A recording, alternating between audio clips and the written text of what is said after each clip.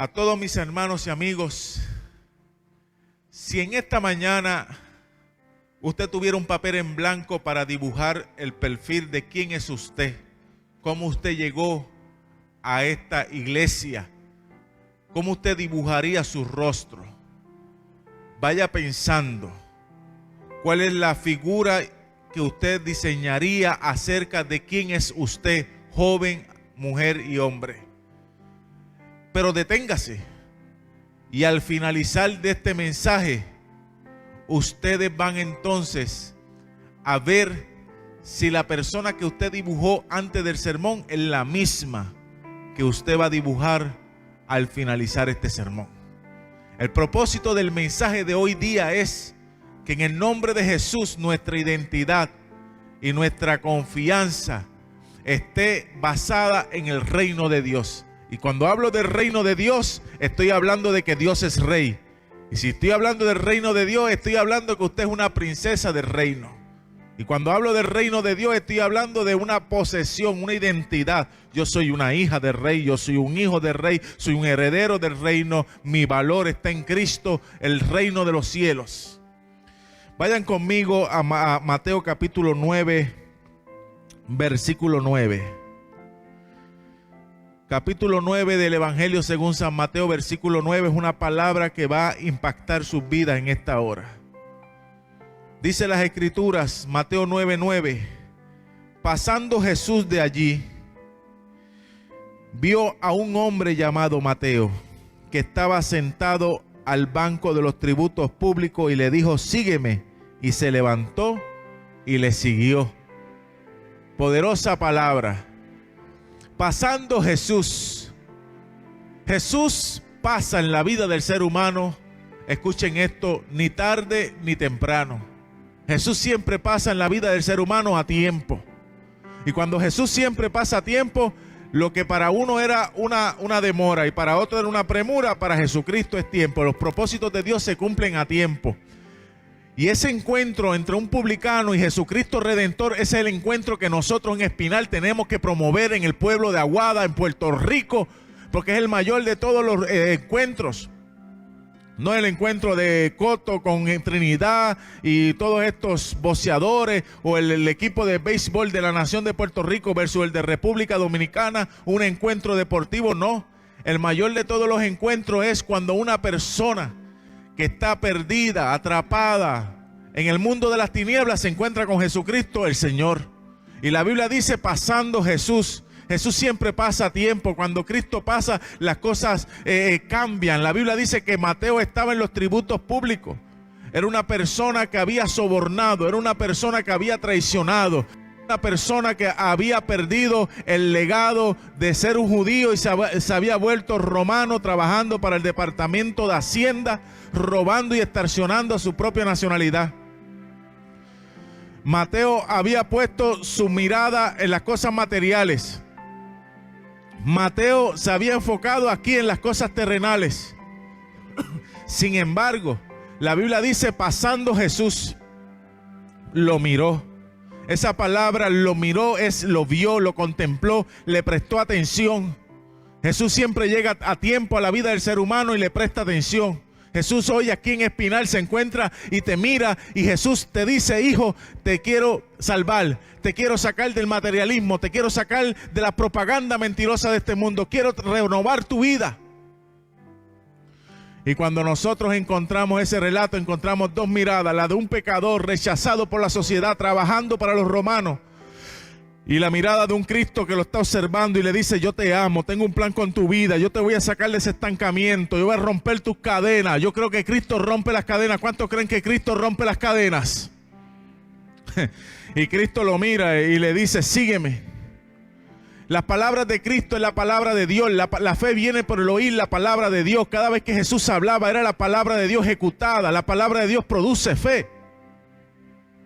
Y esa palabra se le quedaba marcada ahí a Mateo en su mente y en su corazón. Me dice que le siga, me ama. Todos los rabinos me rechazan, me consideran lo peor de lo peor, pero Cristo no me rechaza. Bendito sea el Señor, porque Jesús no te mira por encima del hombro, porque Jesús no te echa para el lado, porque Jesús ve en ti posibilidades eternas. Y Jesús miraba a Mateo y decía: este publicano que todo el mundo no da por nada, lo vil, lo menospreciado de la sociedad, yo lo puedo transformar y convertir en un apóstol. Lo peor de lo peor, yo lo puedo convertir en lo mejor de lo mejor. Si tan solo conociera el poder del reino. Jesús dijo: el reino de los cielos está entre vosotros. Con la venida de Jesús aquí a la tierra, el reino de Dios se implementó. El conocido llamado reino de la gracia. Hoy, cuando hablamos del reino de la gracia, estamos hablando de un reino que destrona las tinieblas, un reino que vence la maldad.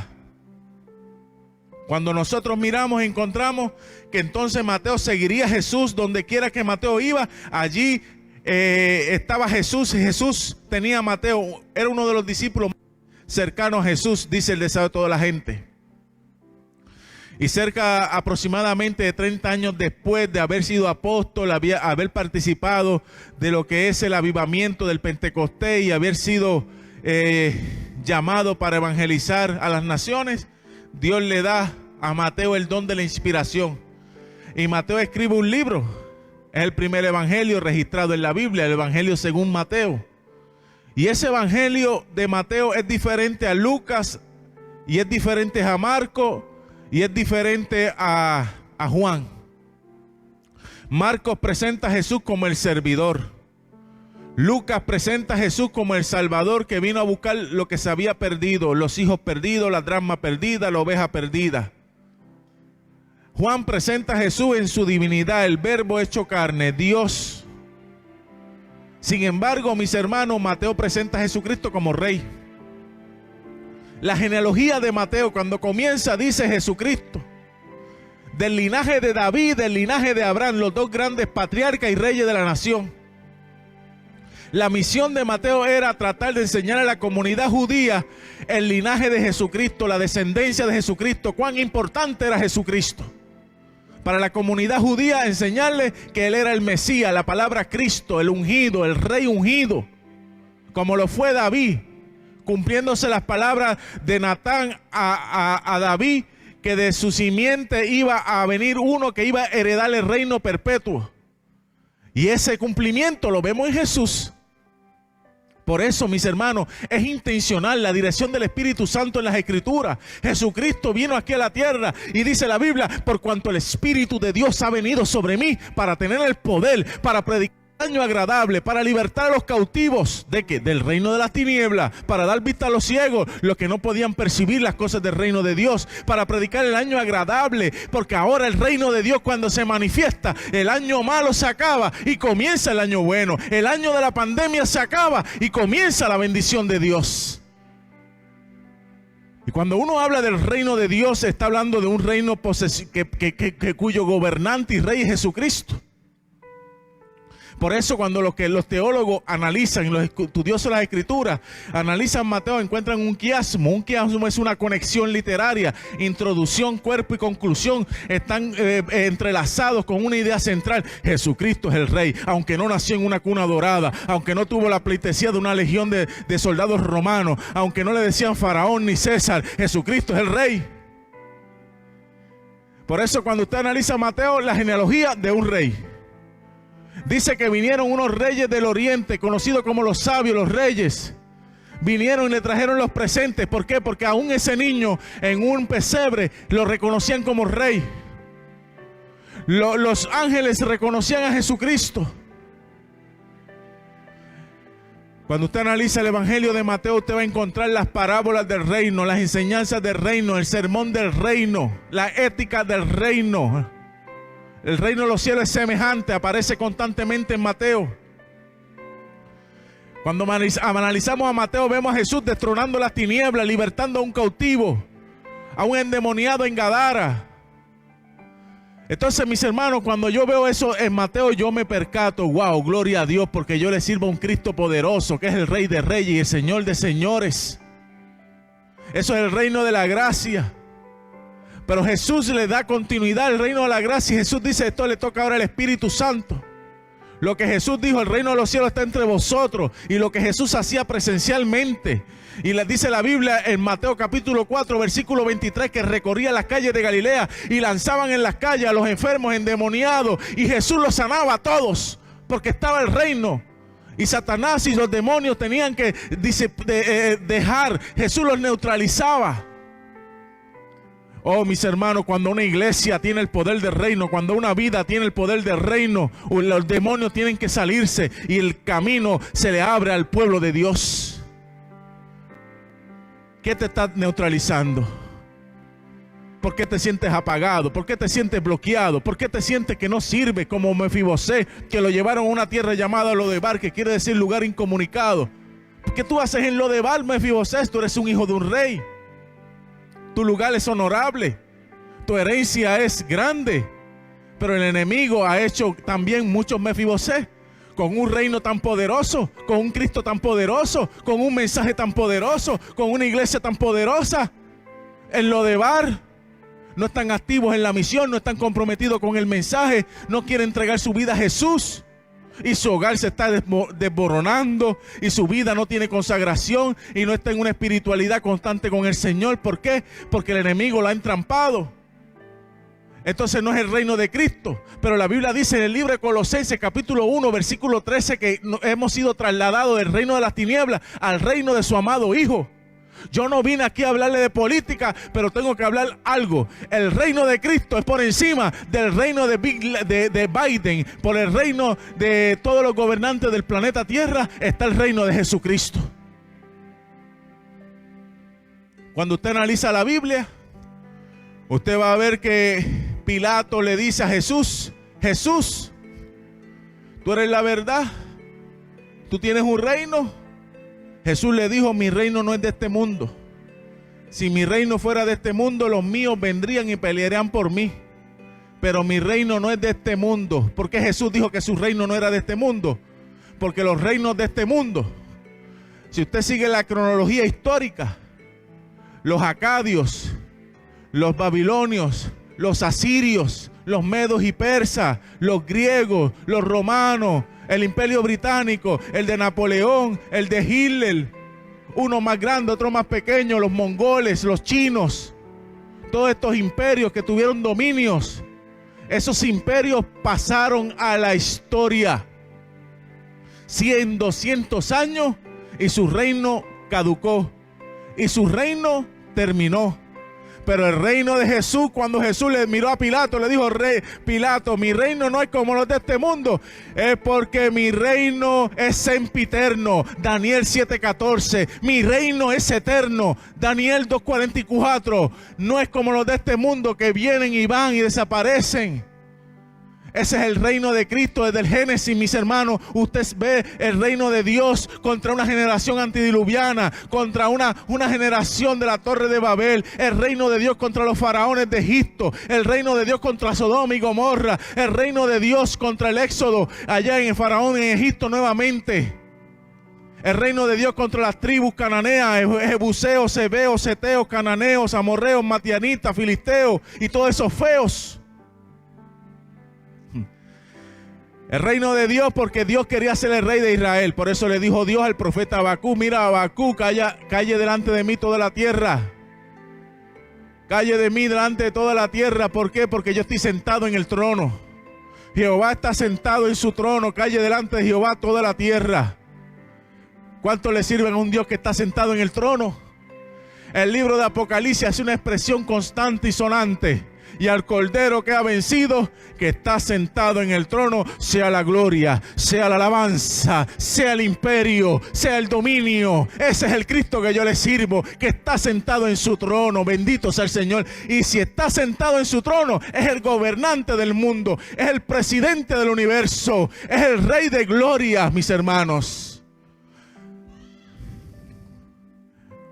Ahora, el profeta Habacuc cuestionaba a Dios: Señor, ¿por qué tú permites el dolor? Y todavía, ¿por qué permite que naciones paganas traigan dolor al pueblo tuyo? Entonces, mis hermanos, usted va a ver que hay muchas preguntas que usted piensa que humanamente necesitarían una respuesta. El por qué. El pecado siempre va a traer un porqué. el Espíritu Santo siempre te va a traer un para qué. Porque a los que aman a Dios todas las cosas ayudan para bien. Pero si usted no tiene el reino de Cristo y usted no tiene la experiencia de la gracia, usted va a cuestionar los propósitos de Dios. Y como usted los va a cuestionar, usted va a decir, ¿por qué? ¿Por qué Dios permitió esto? ¿Por qué se murió tal? ¿Por qué se enfermó tal? ¿Por qué la iglesia va por aquí? ¿Por qué me está pasando esto? ¿Por qué? Pero entonces ahora, cuando usted tiene la gracia de Cristo y el reino de Cristo, dice, ¿para qué, Señor? Esto me está doliendo, estoy pasando por un proceso amargo, pero el reino tuyo es por encima de todo y al final yo voy a entender para qué. Eso le pasó a José, mis hermanos. José fue llevado de aquí para allá, de una cisterna, vendido, después vendido, llevado a Egipto, y en Egipto lo desnudaron y lo pusieron como mayordomo en la casa de Potifar. Luego lo acusan y lo llevan a una cárcel. ¿Por qué? ¿Por qué? Pero entonces Dios le dice, ¿para qué? ¿Para qué? Para que al final tú seas Sanás Panea y el gobierno que esté aquí implementado sea el gobierno de la gracia, y por medio de ti haya gran liberación y muchos sean salvados. ¿Por qué? Porque, mis hermanos, hay que entender para qué. Jesús le dijo a Pilato, mi reino no es como los de este mundo. Cuando usted analiza el evangelio de Mateo, aquí está viendo un hombre que era publicano, ahora es un apóstol del reino. Ahora le está tratando de hablar a la comunidad judía y diciéndole, Jesucristo es el Mesías. Por eso los judíos, cuando hoy día leen a Mateo, no creen en Mateo. Rechazan al Jesús de Mateo, porque para ellos Jesús no es el Mesías, no es el Cordero sufriente, no es el siervo de Dios de Isaías. Para ellos Jesús fue un usurpador que se hizo pasar como un hombre y adquirió fama, y que su cuerpo fue robado y se inventaron que él resucitó. Y la credibilidad de Jesús fue manipulada para que la gente comenzara a hablar de que él vive y que él existe. Mis hermanos y amigos, yo quiero mencionarles que estamos viviendo en una sociedad que, al igual que en el primer siglo y en la lucha rampante que había contra la naturaleza divina de Jesús y el poder del Cristo Rey, hoy día Hollywood, los Netflix, los Discovery Channel y todas las propagandas toman el nombre de Jesús como el hazmerreír. Lo han querido humanizar, lo han querido presentar meramente como un hombre.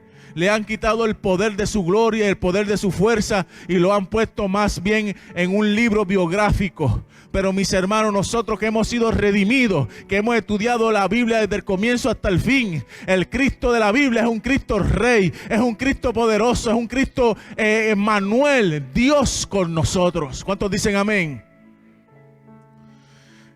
Pero este reino de la gracia tiene la obra del Espíritu Santo. Ezequiel 37 dice, mis hermanos, que había un valle de huesos secos y eran secos en gran manera.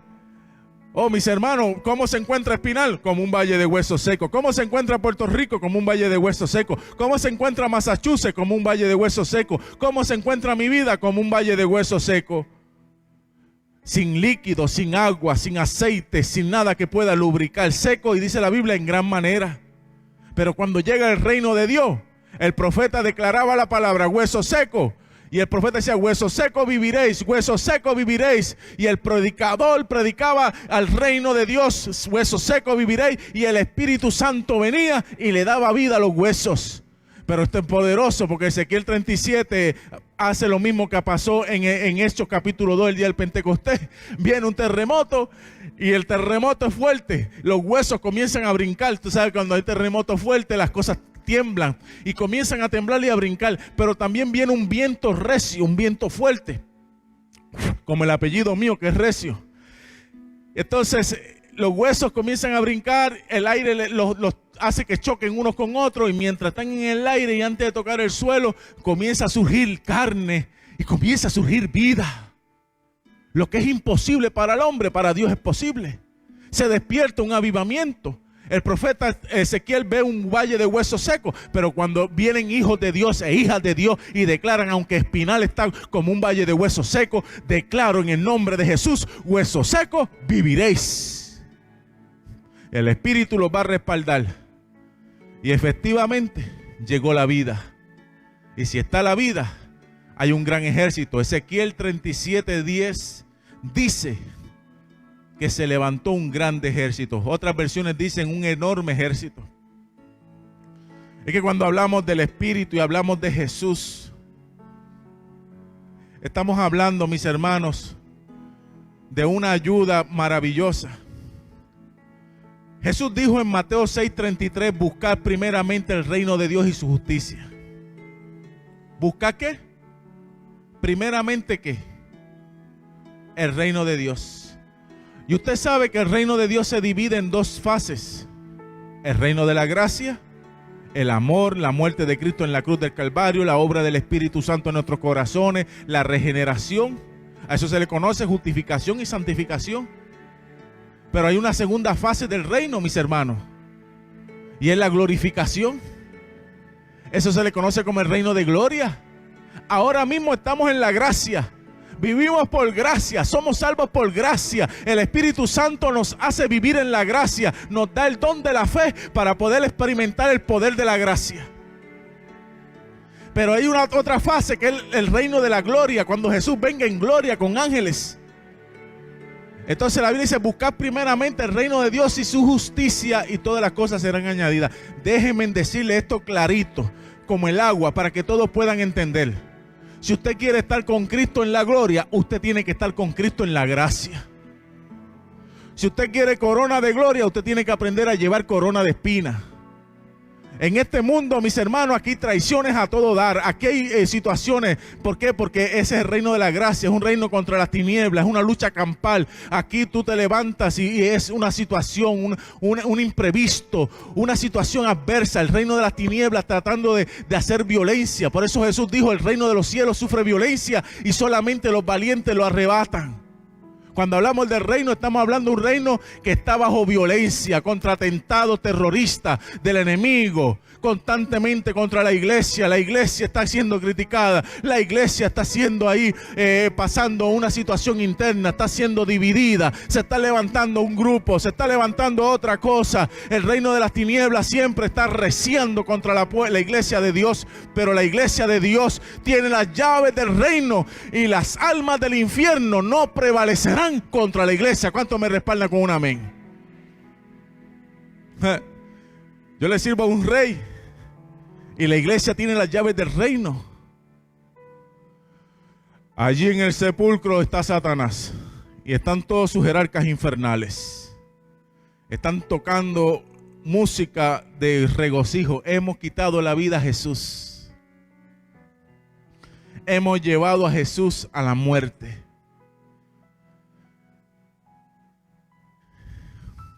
Bueno, Jesús estaba allí, mis hermanos, custodiado por los demonios, por el mismo diablo, por soldados romanos. ¿Quién iba a sacar a Jesús?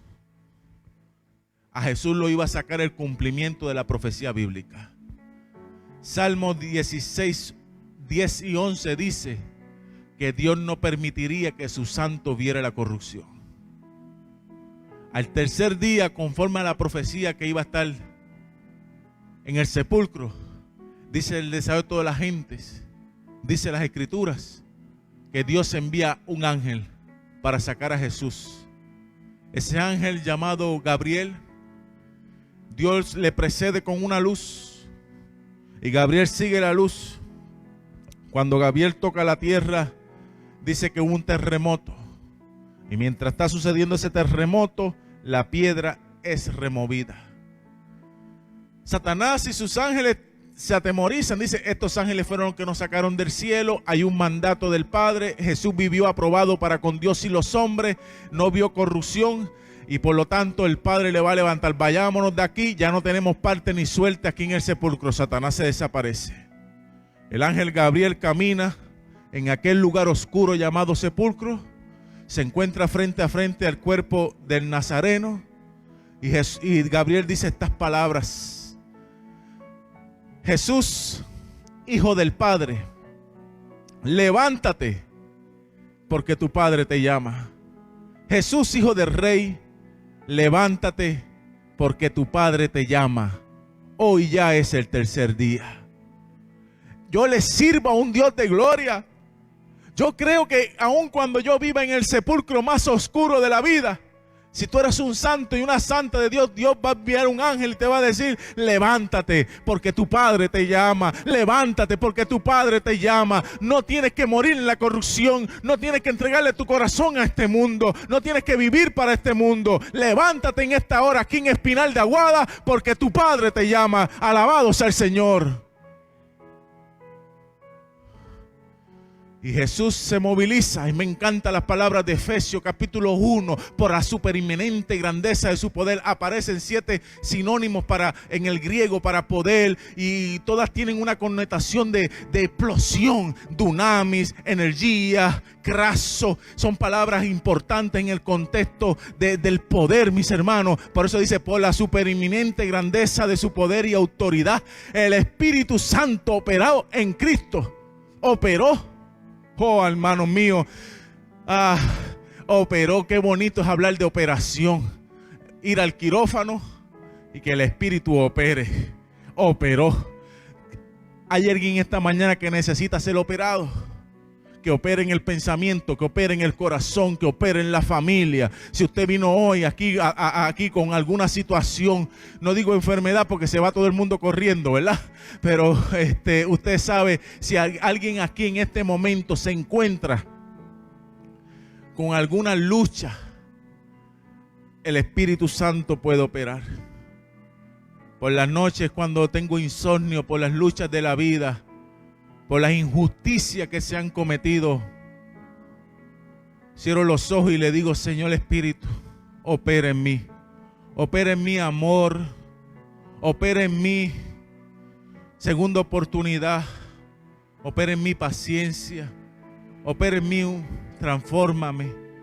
No soy como tú quisieras, pero ayúdame a ser un hijo del Rey. En vez de ser un hijo mendigo, paupérrimo de calles, ser un hijo de palacio. Apocalipsis capítulo 1 versículo 5 dice: y al que nos amó y nos lavó con su sangre y nos hizo reyes y sacerdotes para con Dios su Padre. Aleluya. Yo soy un hijo del Rey, tú eres una hija del Rey.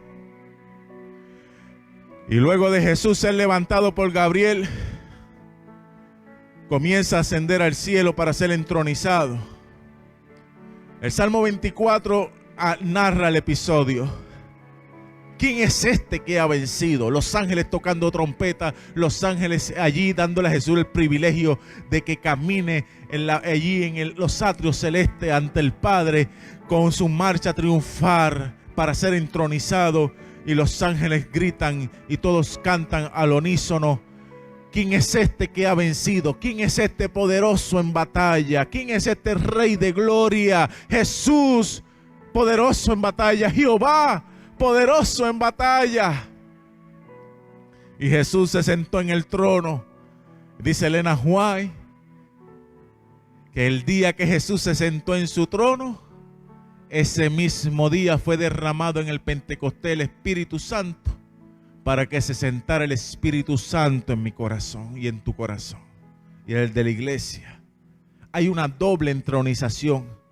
Jesús se sienta en el trono celeste y el Espíritu Santo se sentaría para dominar y gobernar en el trono de cada corazón. Hay gobierno en el cielo y hay gobierno en el corazón del ser humano. Hay un Dios operando en la galaxia, también un Dios operando en la tierra. Por eso, mis hermanos, ese encuentro que tuvo Mateo aquel día, el publicano, el hijo olvidado. Miren, yo vengo de un barrio llamado el barrio La Plata en Lajas. Y mi papá le dicen Lito. Y cuando yo crecí me decían Eric Delito. Eric Delito. Y no sé, porque en el camino uno, pues, lo que la gente dice inconscientemente, pues absorbe. Ahora soy Eric de Cristo. Y mis hermanos y amigos, el poder del Evangelio está para tocar tu vida hoy. El poder del reino. No viene de la mejor familia, no tienes el mejor apellido. Siente que te quedaste en la historia de este mundo. Piensa que vas a ser un invisible más en la sociedad. O piensa que estás en un anonimato que nadie sabe quién tú eres. Mateo se encontraba de esa forma. Pero Jesús pasando, dice la Biblia, pasando Jesús por Espinal, se detuvo a mirar una iglesita. Y gente humilde del campo de Aguada, Jesús los miró y le dijo, sígueme. Si tú me sigues a mí hoy, los planes que yo tengo con tu vida marcarán generaciones y muchas personas se gozarán porque tú serás el que habrá de cambiar la trayectoria de tu familia. Y eso fue lo que hizo Mateo.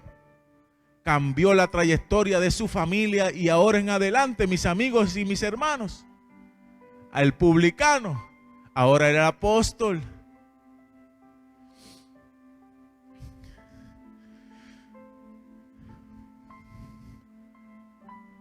En esta mañana me han invitado a hablarle de la palabra de Dios. Y cuando yo hablo del reino de Dios, que aparece más de 100 veces hablando del reino de los cielos, el reino del Padre, el reino del Espíritu, el reino del amado, es porque esa teología, esa enseñanza es constante en las Escrituras. Y yo quiero que usted se lleve esto en su corazón.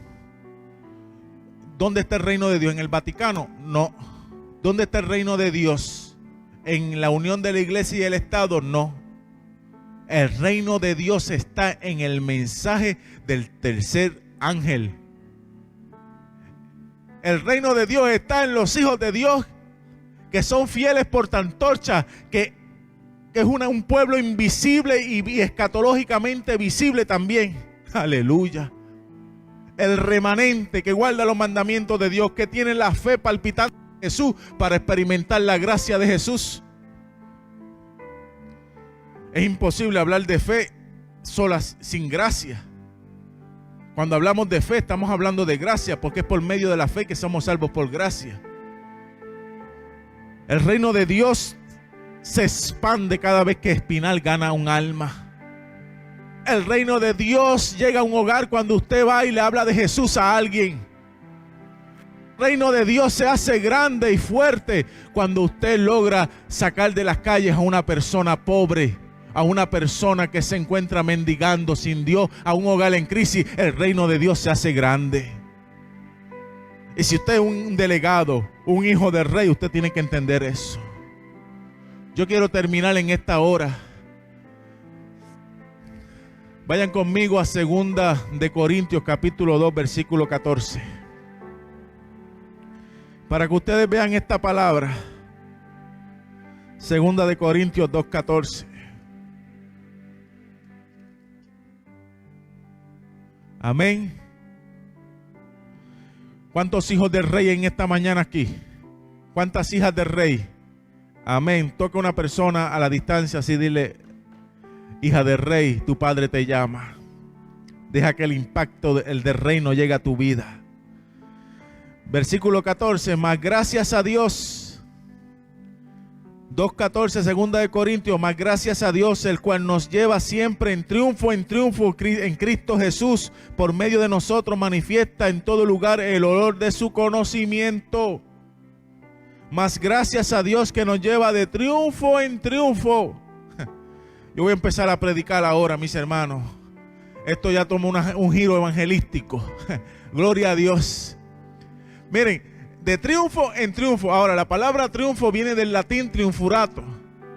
Y los emperadores de Roma le daban el privilegio al general y comandante del imperio ser emperador por un día. Y el senado y todo. ¿Y cuándo era ese día? Cuando regresaba con sus legiones que se habían ido 10 años a buscar tierras y conquistas. Y ese día llegaban a las ciudades de Roma. Y allí todo el pueblo le recibía con laureles y con cánticos y todo. Y el general del ejército, ese día era el emperador porque caminaba y todo el mundo lo ovacionaba. Pero ¿qué pasa? Que para él y su ejército recibir ovación tenía que traer los botines de la guerra. Todos los tesoros que habían capturado tenían que, esclavos, riqueza, exponerlos al pueblo y caminar con todo eso en esos carruajes.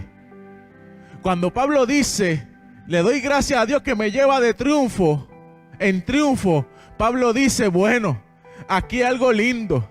Yo antes era una persona mercenaria, perseguía a la iglesia, odiaba a la iglesia, pero Cristo me tomó como botín de guerra. Cristo me ayudó a vencer y ahora Cristo me está exhibiendo al mundo con un grato olor para que la gente sepa que yo le pertenezco a Jesucristo, que Jesucristo es mi emperador, que soy del Señor, que su reino llegó a mi vida, que ya no vivo yo, mas vive Cristo en mí, y lo que vivo ahora en la carne lo vivo en la fe del Hijo de Dios que me amó y se entregó a sí mismo por mí. Aleluya. O sea, eso está en Gálatas 2:20, Filipenses 1:21, dice Pablo: para mí es vivir es Cristo y el morir es ganancia. Y Romanos capítulo 14, versículo 8, la Biblia dice: si vivimos, para el Señor vivimos, y si morimos, para el Señor morimos. Así pues, que vivamos o que muramos, del Señor somos. Yo soy botín de Cristo. Y ese día Jesús se pasea y dice: me costó sangre, sudor y lágrimas, pero he aquí una familia que me pertenece. Ese es el triunfo. Cuando hablamos de triunfo, estamos hablando de que alguien estuvo años luchando por algo, por un botín, y Jesús te rescató. Jesús me rescató. Cuando llegué a la Universidad Adventista, 1.67 de promedio en high school. No era el mejor. Y el mínimo en Antillean College son 2 puntos. Me dieron una probatoria de 1 año y más o menos me fue bastante bien. 2B o 3B, una C y una A. Y fui subiendo y me dieron la oportunidad. Y en aquel momento estaba un director de departamento de teología llamado Edgar Escobar. Y el doctor Edgar Escobar, director del departamento de teología, me dice: cuéntame acerca de ti. ¿Tienes familia en la iglesia? No. ¿Tienes alguien que te dé nombre? Bueno, tengo unos pastores que me bautizaron, son muy buenos. ¿Cuánto llevas de bautizado? Llevo 8 meses. ¿Y tú quieres ser pastor? Sí. Y lo vi con unas preguntas muy sinceras, el protocolo. Y yo lo miré y le dije: yo no sé, pastor. No tengo papá, ni tío, ni abuelo, pastor, ni anciano de iglesia. Y yo vengo para acá a vivir porque no tengo quien me traiga desde Laja a Mayagüez todos los días, porque donde venimos una familia que está en un proceso económico. Entonces tendría que quedarme aquí. Pero una cosa, lo miré a los ojos. Aleluya. Lo miré y le dije: pastor, no tengo la gente, no sé mucho de la Biblia, no sé ni una jota ni una tilde de la Biblia. Hablaba y cantinflaba. Pero lo miré y le dije: pastor Escobar, doctor, pero una cosa yo quiero decirle, que yo tengo llamado. Yo sé quién me llamó. Yo sé de dónde Dios me sacó. Yo sé de dónde yo vengo. Yo sé la inspiración que me trae a este lugar. Yo tengo llamado, yo tengo llamado. Lo miré, le dijo: yo tengo llamado. Usted puede cuestionar todo lo que tiene que ver con mi resumen, pero usted no puede cuestionar mi llamado, porque mi llamado es mi experiencia, y mi experiencia me la dio Dios y el Espíritu, y yo sé lo que Él hizo en mi vida. Oh, mis hermanos, ¿saben una cosa? 14 años siendo pastor, en las buenas y en las malas, en las altas y en las bajas, pero una cosa yo sé quién me llamó. Eso fue algo especial, es una experiencia. Y cuando he pensado: déjame quitarme de esto, esto no es para mí, y viene la carga, y viene la opresión, y viene la lucha, me acuerdo del llamado, me acuerdo de esa primera vez, me acuerdo de aquel que me llamó junto a los tributos y me dijo: sígueme. Esa voz palpitante, ese Rey de gloria, ese Jesús está en esta mañana y te dice: hijo, hija, el que te llamó fui yo. Aleluya. Hay un llamado, sigue en pie.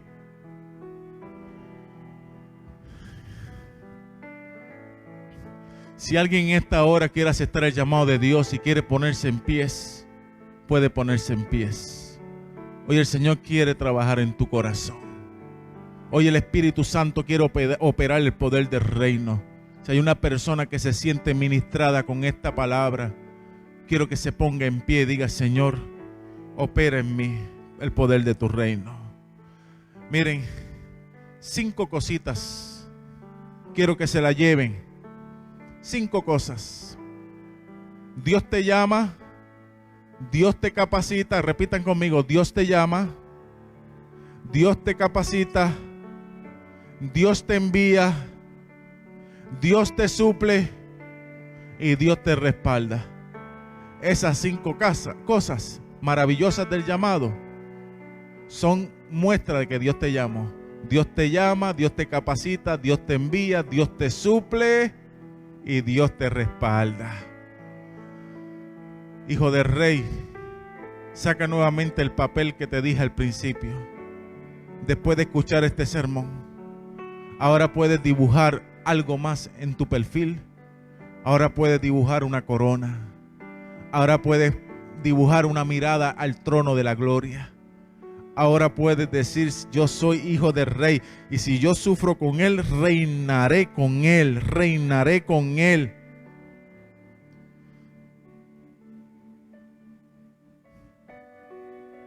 Pon tu mano en tu corazón y repita conmigo: Dios y Padre, en esta mañana opera en mí el poder de tu reino. Hazme libre, y al salir de este lugar quiero gritarle al mundo que soy una hija y un hijo del rey. En el nombre de Jesús. Amén.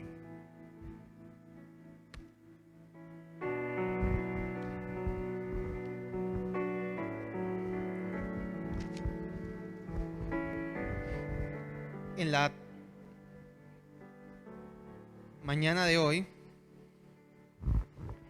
estaremos orando por Beba Javier, Ronnie Ricardo, que nos escucha desde Brasil, Ismael Matos, Sonia Respeto, Leilani Vadillo, Elsa Morales, María Jaime, Awilda Respeto, Miguel Nieves, Diana Rivera, Carlos Cordero, María Rodríguez, Brenda Santiago, Carlos Fuente, Waldemar Torres, Lucy Maisonet, Olga Segura, que nos escucha desde Guatemala, Rosa Aguedo, Roberto Justino, Blanca Pérez, Enid Vélez, Judith Vega, Edith Acosta, Katiana Martínez, Alejandro Gil, Jolie Rivera, Priscila Molares, Zaida Rosa, Joselito Cordero, Marilyn Santos, Marcelo Cruz, Waldi Torres, María Pilar Ríos, que nos escucha desde Perú, Joe Rodríguez desde Filipinas, Felipe Mercado, Nidia Méndez, Mari Cabrera, Magali Pérez, Carmen García desde Perú, John Rocha desde Venezuela, José Rivera desde Texas, Sandra García, Evelyn Nieves,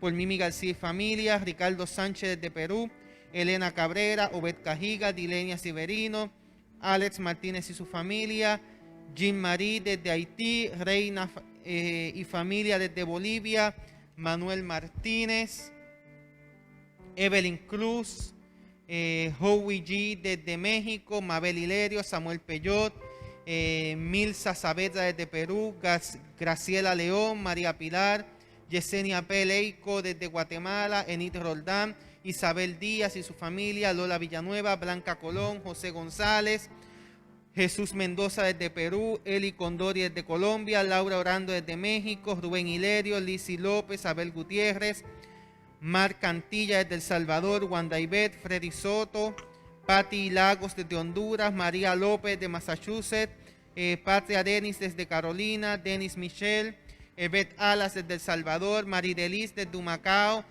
Juan Hernández desde México, Iris Medina, Amada Domínguez desde México, Elizabeth Soto, Jesús Hernández desde México, Yan Marini, Tomasita Camacho, Ramonita Acevedo, Beatriz Acosta desde Massachusetts, Manuel Ventura, Alti Berríos, Erlinda Torres, Henry Rupsi desde Guatemala, Nancy Vargas, Ani Orlando, Alba Cosme de Venezuela y Adela Cintrón desde Massachusetts. Al tener esta oración final, le queremos pedir a los hermanos que por favor permanezcan en sus asientos hasta que el diácono indique la salida. Bueno, familia, Dios me los bendiga.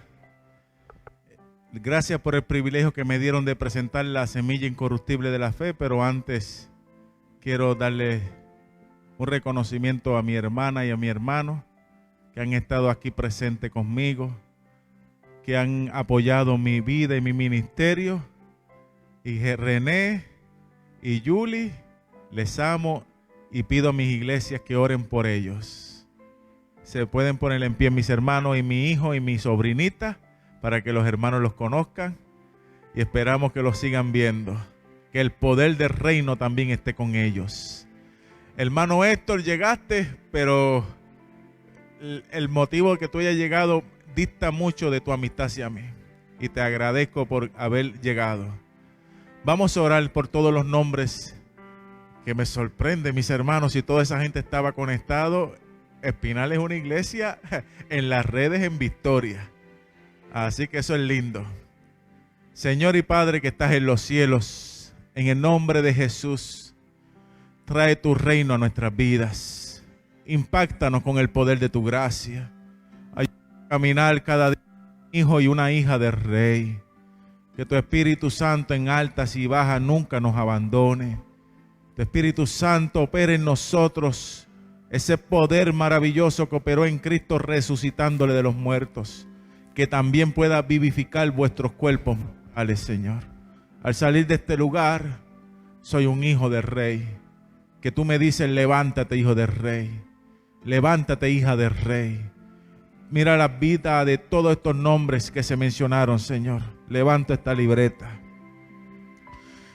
Viene a mi mente Blanca Colón, Lola Villanueva, Ani Orlando, Mansi Vargas, Henry Rubuski, Erlinda Torres, Señor. Esta libreta, uno por uno, los cientos de nombres, por no decir miles, por años y por días la iglesia está adorando. Padre, opera en ellos. Haz milagros, sanidades, reconciliación contigo, compromiso para contigo y tu reino, Señor.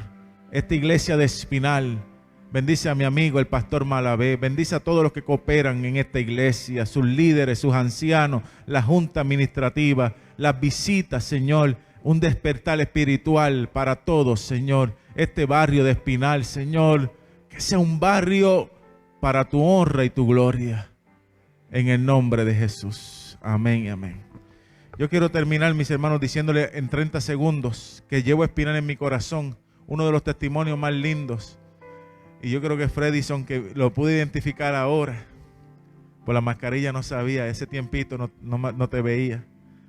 Una vez Alex Vargas me invitó a predicar al parque de pelota y había una muchacha para quitarse la vida en la playa y se estaba cortando las venas. Y cuando escuchó el mensaje vino y la palabra de Dios le salvó la vida en ese día. Y siempre me acuerdo porque la palabra de Dios es poderosa. Dios me los bendiga, familia.